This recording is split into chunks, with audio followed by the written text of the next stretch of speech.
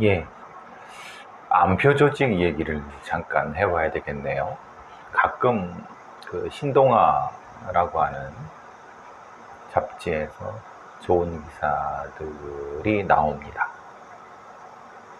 그 중에서도 이제 이런 기사들은 사실 저도 가끔 살펴보지 못하는 그런 사건 같은 것에 인사이트를 주죠. 신동아의 기사 중에 하나는 이겁니다. 활개치는 매크로 암표 조직 안 잡나 못 잡나. 기사의 내용을 봐서는 사실 안 잡는 것 같기도 하고 그렇죠. 여러분 공연장이나 특히 이제 골프장 같은 경우 골프장 부킹이라든가 하다못해 그 야구장 하다못해라고 하는 게 좀 그렇죠. 근데 단가가 센 뮤지컬 공연이라든가 이런 부분들, 그리고 아이돌 공연 같은 경우는 사실은 그 암표로 얻는 이득이 굉장히 크죠. 근데 문제는 이게 표를 보통 대부분 인터넷으로 예매를 하죠. 예전 같은 경우는 현장 예매가 적지 않았기 때문에 현장에선 실제로 이제 단속원들이라든가 아니면 그걸 주최하는 사람들이 적절하게 주변을 감시만 해도 비교적, 왜냐하면 사람들을 동원하려면 비용이 들기 때문에 그 암표의 수익이 그렇게 높지 않죠. 그러니까 그만큼 좀 줄어들 수도 있었는데, 이게 코로나 시국이 되면서 거의 100% 매표, 그러니까 이제 표를 구하는, 예매하는 방식이 인터넷을 이용하거나 이렇게 되는 거기 때문에 상당히 그 암표 행위가 상당히 그 규모가 커지고 조직적이다. 특히 이제 이것을 매크로라고 하는, 이제 드루킹 아시죠? 자동 댓글을 다는 것처럼 이 프로그램입니다. 프로그램인데 그 프로그램에 일정 정도 아이디가 있죠. 아이디는 이런 아르바이트라 이런 걸 통해서 공개적으로 암암리에 이걸 모집을 합니다. 예를 들면 네이버라든가 다음이라든가 포탈에 아이디를 가지고 있는 누구누구, 혹은 이런 사람들의 아이디를 수천 개 이상씩 이렇게 리스트를 가지고 있죠. 그 리스트를 가지고 그 사람들은 리스트를 일정 정도 자기 명의를 대여해 주는 겁니다. 그 대여해 주고 일정 정도 수수료를 받죠. 그들도 사실은 공범입니다. 그 사람의 아이디를 가지고 수백 개, 수천 개의 아이디를 가지고 그 매크로 프로그램이 예매가 시작되는 순간 바로 달려 들어갔고 순식간에 빠르게 예매를 해대는 거죠.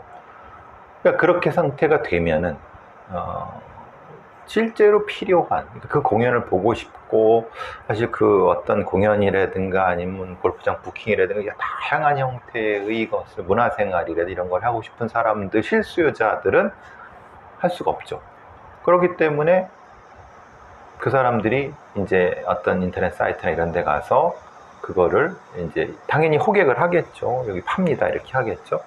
그걸 통해서 구하게 되면 그때 2배가 되기도 하고, 이게 프리미엄 붙었고, 그걸 풀미족이라고 하나요? 여하튼 지금 프리미엄족, 풀미충이라고 하네요.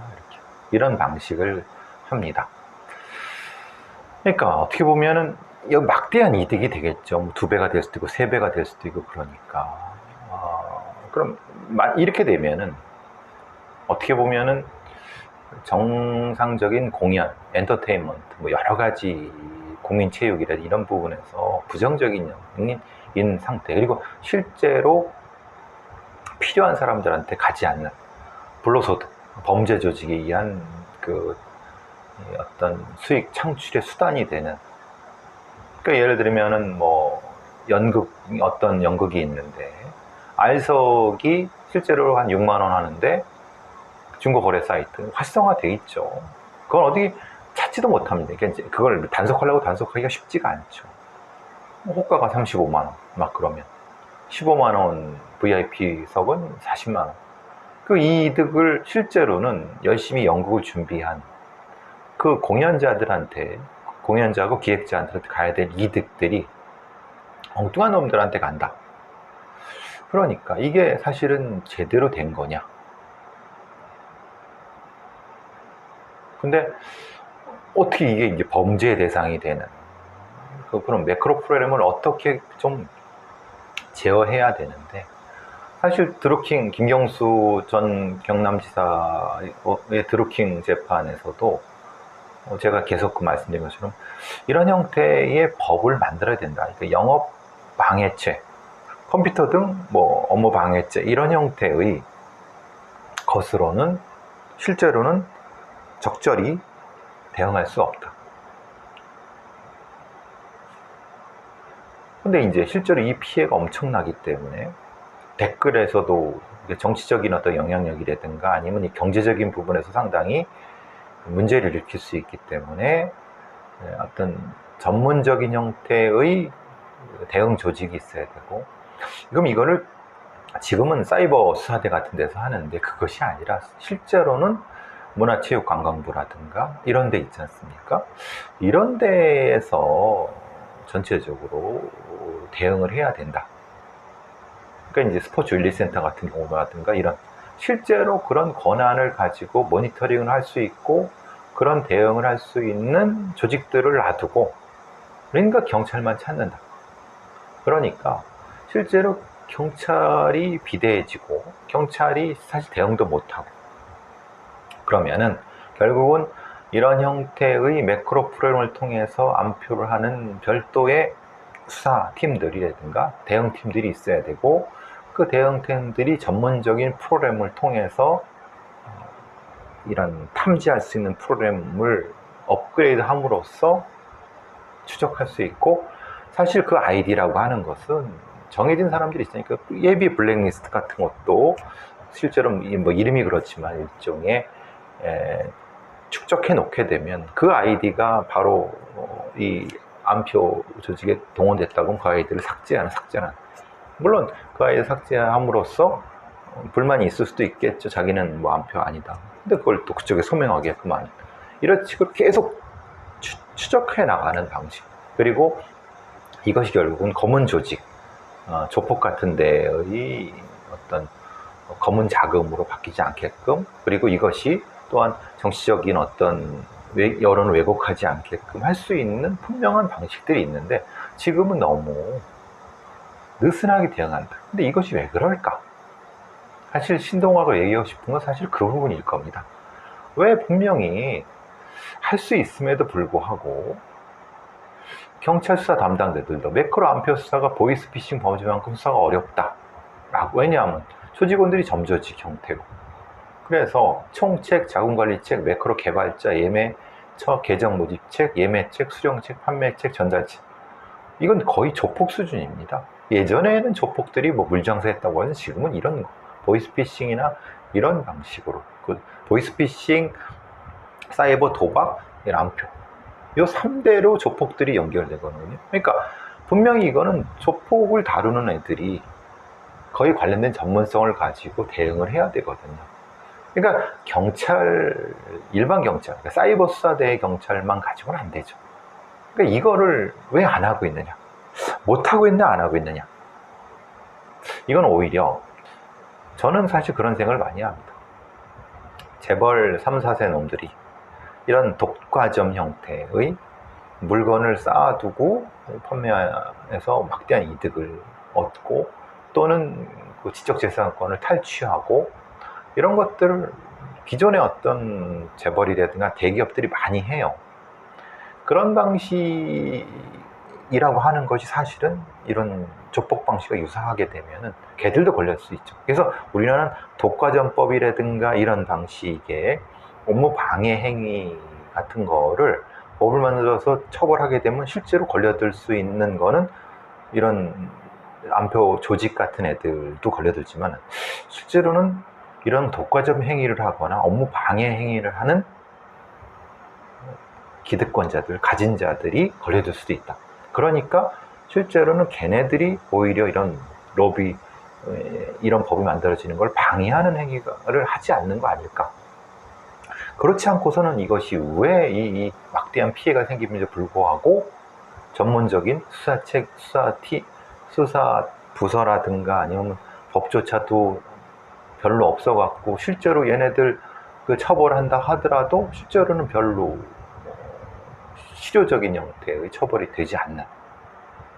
그러니까 충분히 이른바 클라우드 서비스라든가 가상 서버를 통해서 여러 가지 IP를 만들어 갖고 이런 봇을 돌려서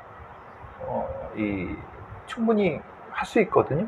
근데 거기에 대한 걸 안다면 분명히 대응할 수도 있거든요. 근데 왜 우리의 수사사법기관에서는 이것을 하지 않을까? 이런 막대한 불로소득이 발생하고 조폭의 자금이 되며 기득권자들의 권력을 유지하는 방식이 됐을 때 법적 안전망을 왜 얘네들은 하지 않을까? 경찰청과 문화체육관광부 같은 데서는 오히려 뭐 암표 신고센터, 신고 포상금 같은 제도를 두고 있지만 그건 웃기는 소리죠. 그거 가지고 되겠습니까? 하지도 않는 거죠, 사실은. 오히려 사실 한국소비자원 같은 데서 오히려 새로운 형태의 어떤 이런 불법 암표의 방식으로 진행되는 것을 근절할 수 있는 방법들이 분명히 있음에도 불구하고 안 하고 있는 거다. 그리고 우리의 법원도 암표 조직을 했는데 실제로 총책에겐 징역 1년 6개월. 근데 집행유예밖에 안 나와요. 매크로 개발자한테는 징역 1년에 집행유예 2년.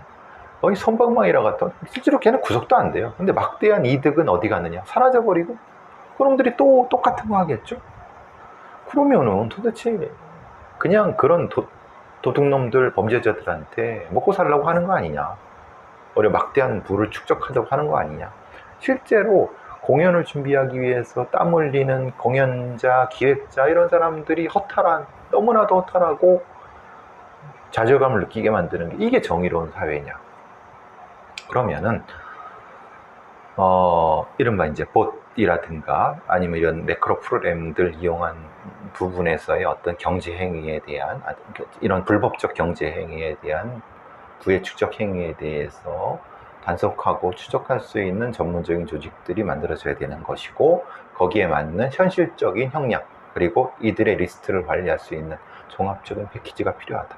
조폭 다루듯이 해야 된다. 특히 사이버 도박, 보이스피싱, 암표, 특히 매크로를 이용한 이런 하나로 다룰 수 있거든요. 근데 우리의 경찰이나 검찰 같은 애들은 이런 거 다루려고 하지 않는다. 왜 그럴까? 지들이 뭐 처먹었나?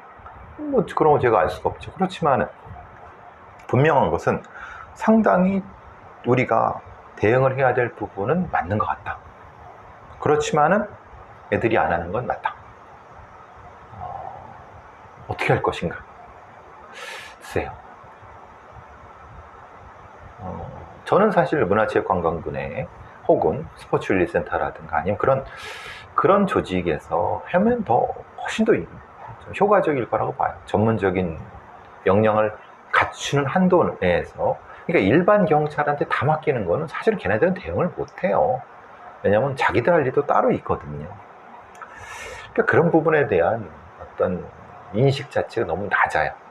고위 관료들이나 정치기권자들이 생각이 없는 거죠. 쉽게 말하면.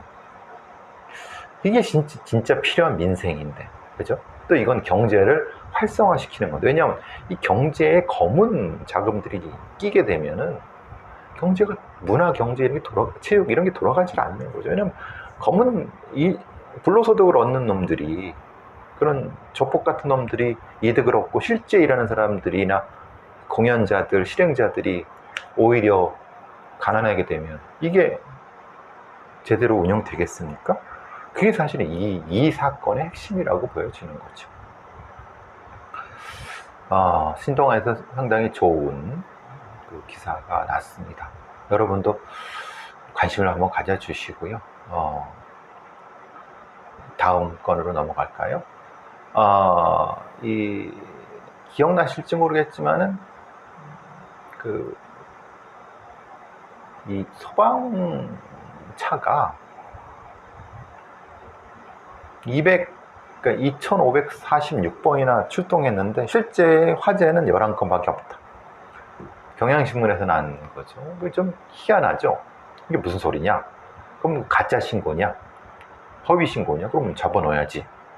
사실 그게 아니라 이게 이제 화재 감지기죠.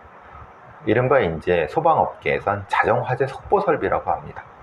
그러니까 건물 내에 의무적으로 부착하도록 되어 있는 겁니다. 이게 이제 소방시설 법에 의해서.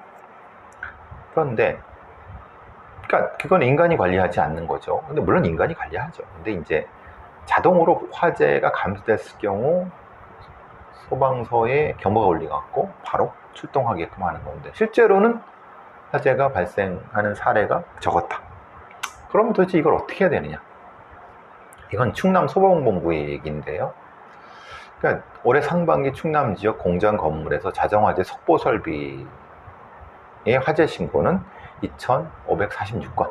근데 실제는 0.4%인 11건밖에 안 됐다. 그러니까 오작동에서 헛걸음하면 그 기름값이며 그 대응 비용이며 그로 인해 다른 데서 불난 거에 대한 것에 대한 대응 못한 것이면 막대한 오류 비용이 드는데 이걸 그러면은 어떻게 되느냐? 근데 일단은 이 어떤 감지가 돼서 벨이 울리면 안 갈 수는 없거든요. 안 갔다가 불나서 큰일 나죠. 그러면 뭐가 문제냐? 결국은 자동화재 속보 설비에 화재 감지기의 문제인데 그럼 화재 감지기의 어떤 성능이라든가 이런 부분이 뭐가 잘못된 거 아니냐? 즉 오작동을 이렇게 많이 한다고 하면 그 화재 감지기 자체를 바꿔야 되는 거 아니냐? 근데 문제는 화재 감지기의 오작동 원인을 정확히 모른다는 거예요. 근데 뭐 전문가들은 이런 얘기를 한다는 거죠. 너무 무더워서 실제로는 감지기가 맛이 가는 거 아니냐, 잘못 인식하는 거 아니냐, 습기 문제 아니냐, 뭐 이런 얘기를 하고 있는데 그만큼 화재 감지기가 싼 걸 쓰는 거 아니냐. 그러면은 중간에 어떤 다른 시설을 만들어 놔야 되는 거 아니냐. 이게 이제 오작동해서 그러면은 이거를 만약에 이럴 수 있죠. 이 화재 감지기를 기본적으로 감지 속보가 뜨고 그럼 확인하는 절차. 확인을 어떻게 하느냐? 그럼 그 건물에 된 전화번호로 콜백이 될 수 있게끔 자동 콜백이 될 수 있게끔 해서 받아서 확인하도록 하고 만약에 문제 없으면 출동하는. 근데 그게 또 인간이 받도록 하면은 인간이 안 받을 경우는 누가 책임지느냐 이런 거죠. 그럼 이건 인간의 요소를 차치하고 그러면 예를 들면 드론을 위해 띄워갖고 아니면 뭔가 이런 드론이 가장 좋겠죠.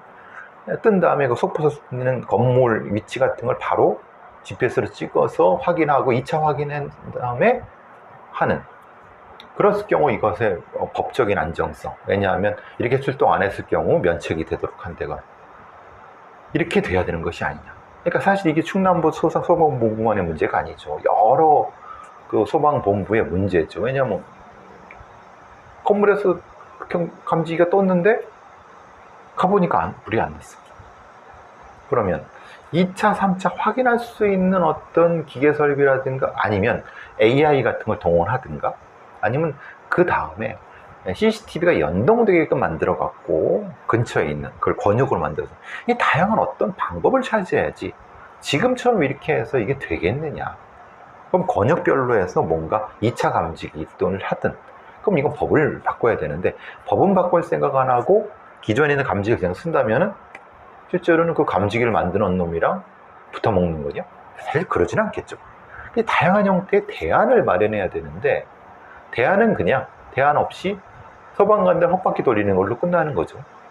이게 이제 관료주의, 관료제의 맹점 또는 사실 실제로 필요한 부분인데 이게 참 어려운 부분인 거예요. 그렇지만은 뭔가 바뀌어야 되는 건 맞다. 계속 이렇게 할 수는 없다. 물론 당연히 인간이 장난 전화하는 건 당연히 그건 처벌도 하고 그걸 또 AI로 확인해 갖고 하는 건 이미 하고 있지만 자동화재 속보 설비 같은 경우도 2차, 3차 확인 작업을 바로 할 수 있게끔 하는 기계적인 어떤 정밀 컴퓨팅이라든가 판단 영역까지가 필요한 것이 아니냐. 그것이 결국은 소방력의 낭비를 막는 거 아니겠느냐 라는 생각을 해봅니다. 사실 이것도 범죄만큼이나 중요한 부분입니다. 그렇죠? 미국에 총기 사고가 많이 나요. 근데 미국의 총기 난사의 피해 유족들이 한국의 그 기업을 고소했대요. 근데 뭘 기소했냐? 탄창을 만들었던.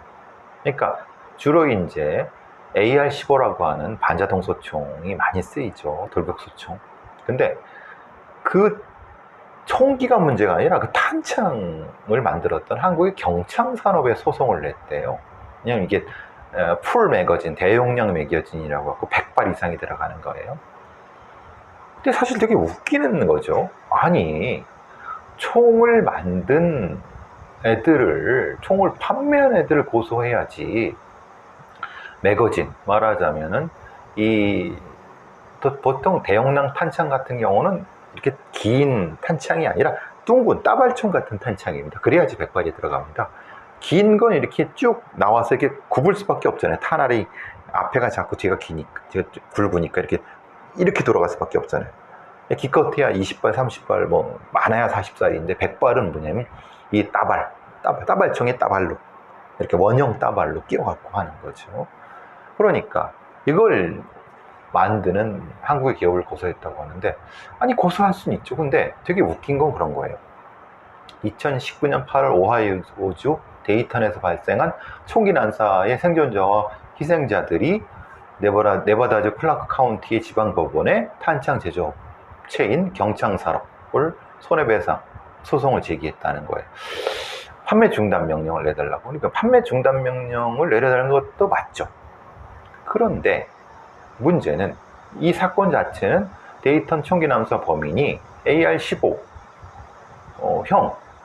AR-15형 소총을 권총으로 개조해갖고 권총형으로 개조해가 거기다가 경창산업에 100발짜리 탄창을 끼워서 드르륵 갈긴 거예요. 30초 동안 48발이 나갔대요. 9명이 죽고 17명이 다쳤대요. 근데 이게 웃긴 건 그런 거예요. 이건 뭐 사람이 많이 죽은 것 가지고 웃기다고 하는 건 좀 그렇지만은 총을 규제해야지. 아니 탄창을 규제하는 게 말이 되느냐. 아니 AR-15를 못 사게 하는 게 맞지. 근데 미국의 지금 법에 수정헌법 여러 개 하면은 총을 규제하는 거는 전미총기협회에서 아주 극단적으로 막고 있단 말이에요. 미국의 상원들한테 엄청 로비를 한다는 건 여러분도 잘 알고 있는 거고. 그러니까 엉뚱하게 매거진, 그러니까 탄창을 파는 회사를 고소를 한 거예요. 도대체 이게 뭘까? 뭔가 맞는 것 같긴 한데 문제의 핵심을 벗겨난 거 아니냐. 차라리 AR-15의 놀이새라든가 이 안에서 몇 발 이상이 연속으로 나가면은 그걸 끊을 수 있는 기계적 장치를 넣든가.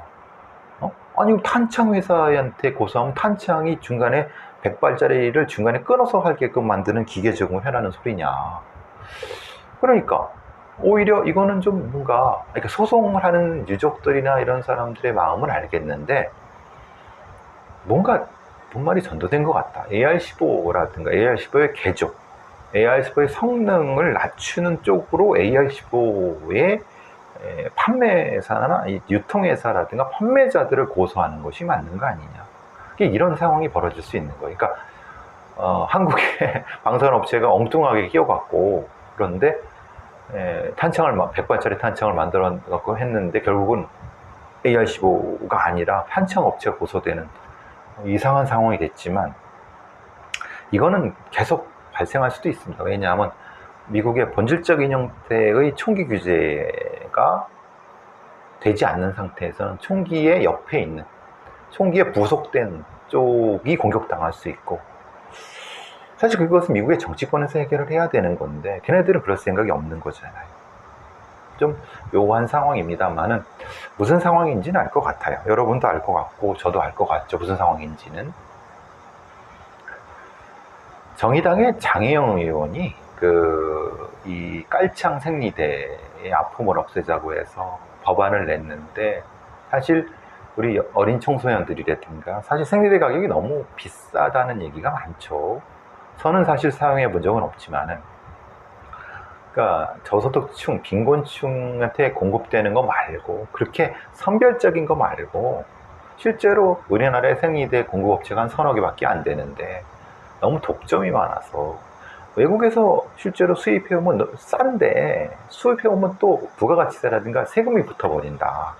그러면은 차라리 생리대 수입할 때의 그 세금을, 이른바 관세를 낮추고 경쟁을 유도하는 방식으로 가자. 이게 장혜영 정의당 의원의 말입니다. 충분히 공감합니다.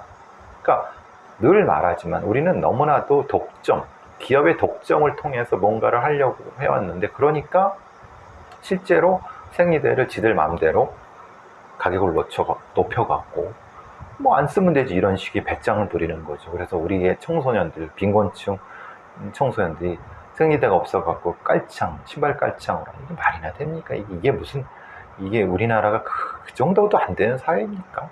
사실 그거는 좀 너무 답답한 거죠. 그러니까 실제로는 이 장혜영 정의당 의원의 법안만이 아니라 우리가 돌봐야 될, 그러니까 사실 생리대는 기본적인, 우리가 밥 먹는 것만큼이나 기본적인 인권 아닌가요? 이거는 분명히 돼야 되는 거라고 보는데, 기존에 있는 정치권이라든가 고위 관료들이라든가 기득권자들은 전혀 신경 안 쓰죠. 저소득층 청소년들이 깔창 생리대라는 학원 말고 걔네들한테 무슨 상관이 있겠습니까? 관심 바뀌죠. 우리라도 많은 관심을 가져갖고, 이게 말이나 됩니까? 깔창 생리대라는 게. 이 대한민국, 지금 이때 어쨌든 좀 경쟁을 통해 가격이 낮춰지길 바라봅니다. 자, 두 번째 여기까지 하도록 하겠습니다.